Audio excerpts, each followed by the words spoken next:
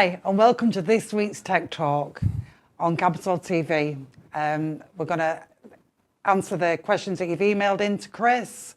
Hopefully he'll have all the answers for you. And here we go. Hello, Chris. Hiya, Tracy. How are you doing? I'm good. Very good. I've got to say, I was watching Campsol TV the other day, and I saw you on Loose Gogglebook. What a great show. Three crazy ladies. Yeah. We love it. We have fun.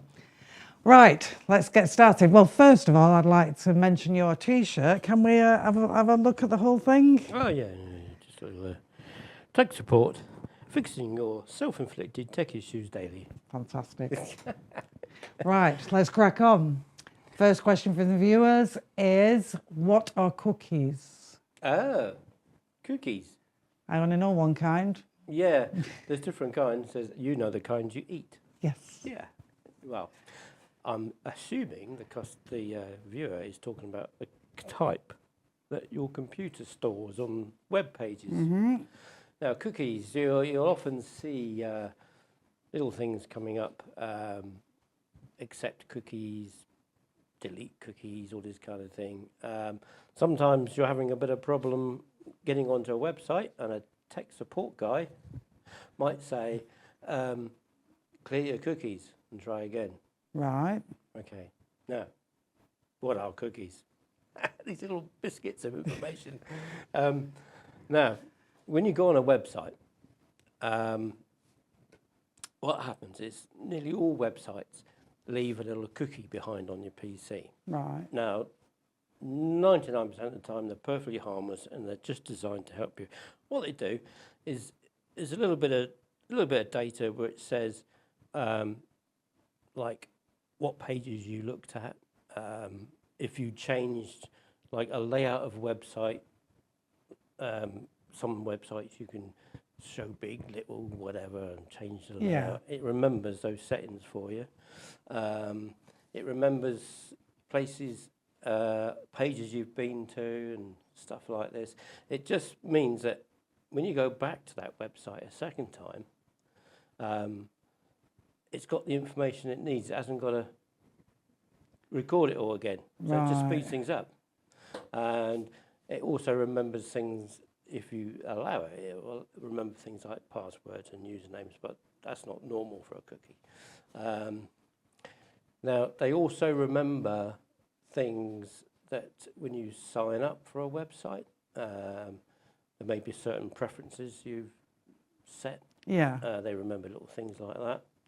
And they're just designed to speed up your experience on the particular website. So they're nothing to be frightened of, like as conspiracy theorists like myself, who rejects all cookies. Yes. Now, some cookies can be malicious. Right. Yes. So you're not doing yourself any harm by rejecting them. Some cookies get put there by not so nice websites and they can harvest all sorts of information and record that in the cookie. So that and that cookie gets sent back to the service. They know the information. So when you go back on that website, it reads the cookies and stuff like that. So yeah, cookies can be malicious. Now, cookies are generally on your. I'll start again. When you first use your browser, a brand new PC, the cookie settings are generally safe. They block what's called third-party cookies that are like a cookie could be placed by a third-party company through that website. So they're all blocked, and only genuine cookies from that website are allowed. But you're not doing yourself any harm by deleting cookies. You can just set your browser normally to delete cookies on exit.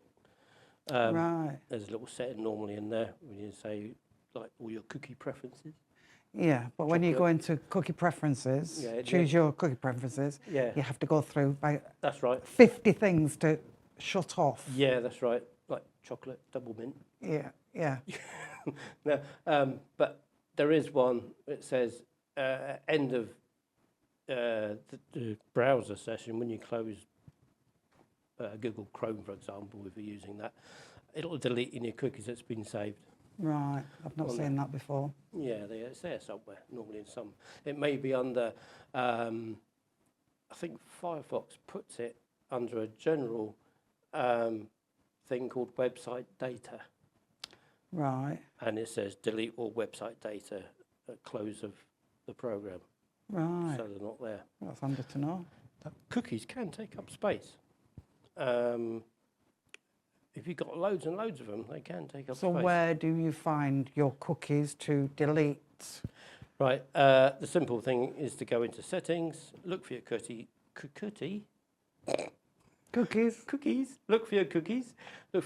normally under security, and there'll be some like website data, that kind of thing, and you'll find cookies, delete all cookies. Right. It'll be there somewhere.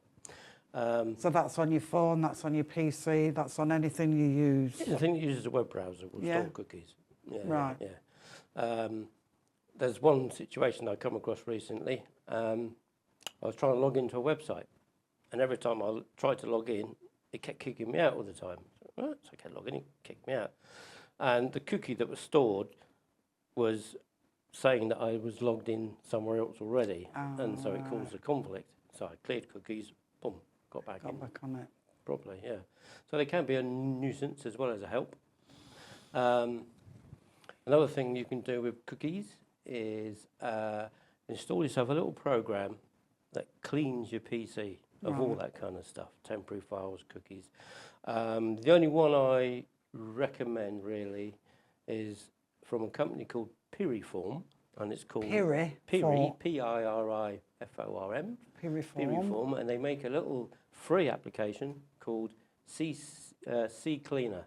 Right. So it's C, as in the letter C. All one word, C Cleaner. Right. They've got a free version you can download, run that, and it will clean all your cookies, temporary files, and anything. Automatically, or you've got to go in to do it? No, you've got to go into the program and you say, yeah, okay, run a scan. It will scan your PC for anything that it considers malicious or just junk, and you'll be surprised how much it will find, and you just delete it. That's another easy way of doing it. Perfect. Yeah. So is that everything you've got on the cookies? Yeah, I think if anybody else has got any questions on cookies, other than recipes, let me know. Chocolate chip. Right, moving on to the next one. What is DNS? DNS, right. Now, often you're on the internet and you'll get an error relating to DNS. It will say DNS cannot be reached or cannot be resolved, and this sort of thing. Now, DNS is actually the thing that makes the internet work, in effect. It's called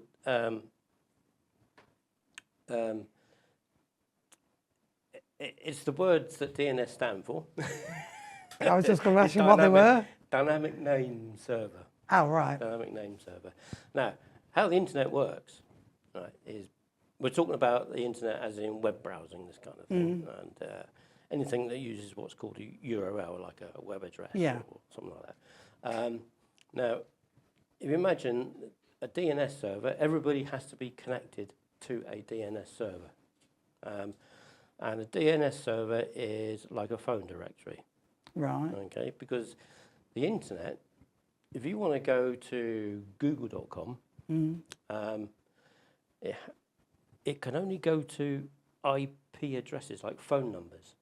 Right. It can't go, it's like if you picked up a phone and tried to dial Nikki from Loose Gogglebook, it wouldn't know what you're talking about. You have to dial a number to get through. Internet works exactly the same way. You can't just go google.com and the internet knows where that is. Okay, so every single website address is in the telephone directory called a DNS server.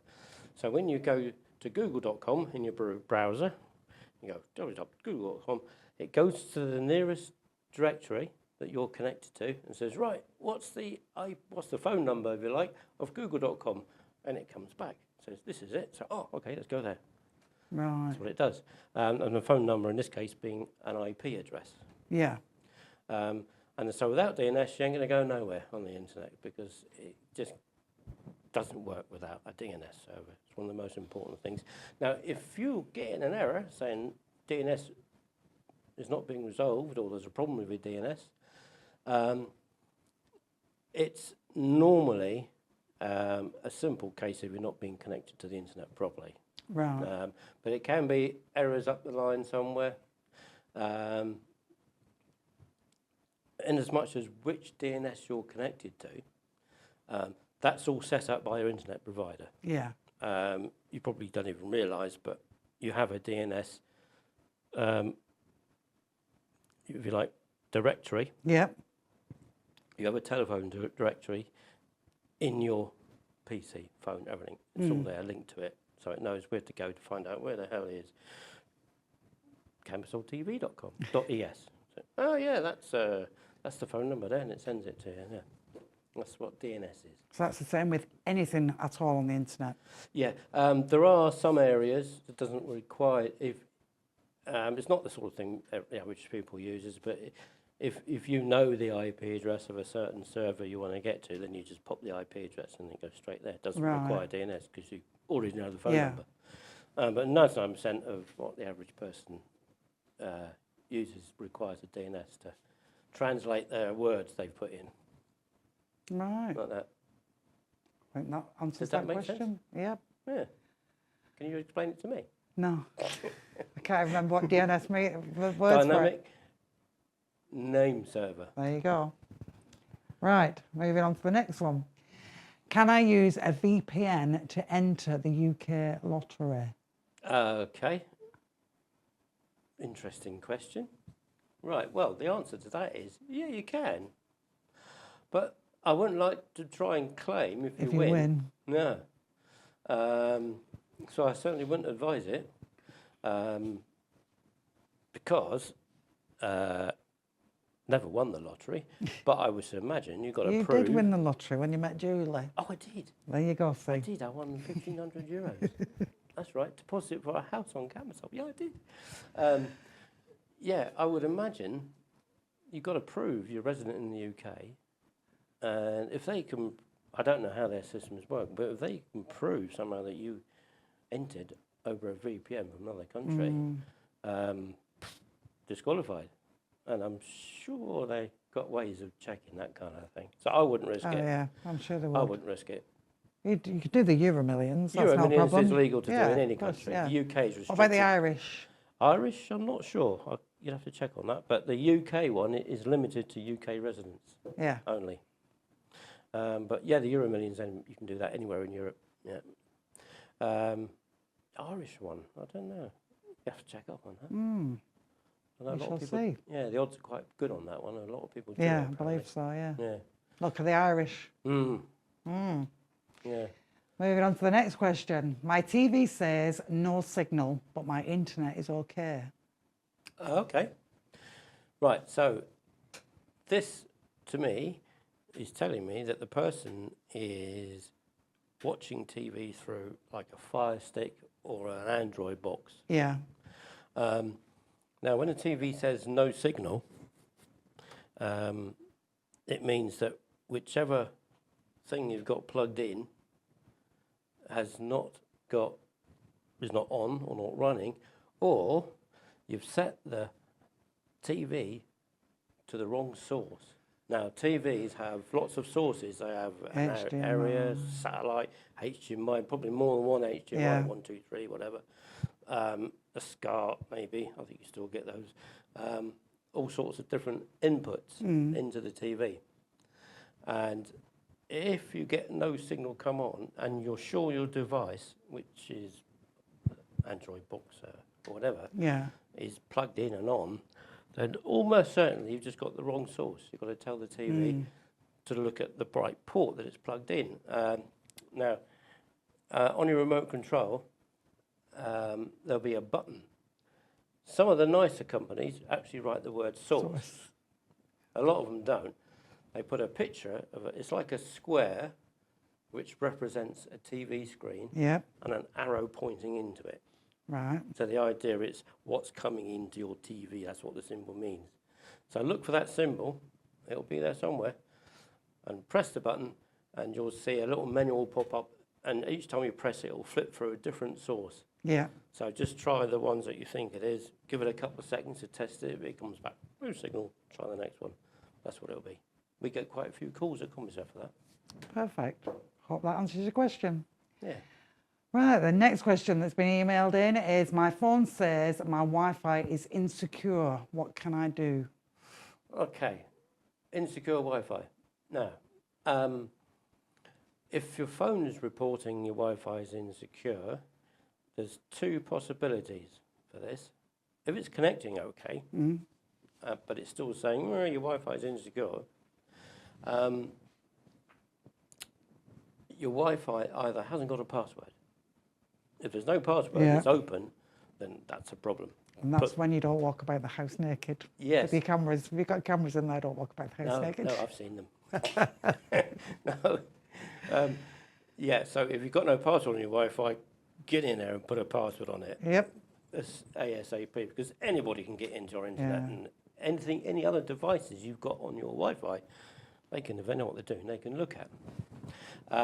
So that's one of the reasons. The other reason is you have got a password, but the security level's not high enough. Right. Now, there's different security. Older routers, 10 years and older, will definitely not have the right security. Right.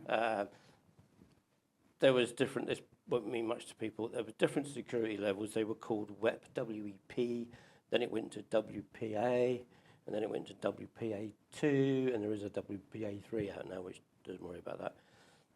If you're on WEP or WPA, you're insecure, because those have all been cracked a long time ago. And you should be on at least WPA2. Now, you can tell that by logging into your router's configuration page, if you know how to do that. If you don't, just take your router to your local tech shop. Say, can you check my Wi-Fi? It tells me I'm insecure. And they'll log into it and change all the settings. But if you know how to log into your Wi-Fi router, look for the Wi-Fi security and make sure it's on WPA2 at least. That will solve that problem. Phew, it's been a few questions. So does it say WPA2 on the back? Yeah, it will say that. It will say the code. You'll have security type, and there'll be a drop-down list of all the different types. Right. So this stops the hackers from trying to get in and blackmailing you. It makes it much harder. Yeah. For people to do that. Yeah. Yeah. Yeah. So that's been a. Yeah. Thank you very much, Christopher. Yeah, that's right. Thank you very much, everybody. Thank you for the email and the questions in. I hope you've enjoyed the show, and we'll see you again next time. Thank you very much. Thank you, Christopher. Bye-bye.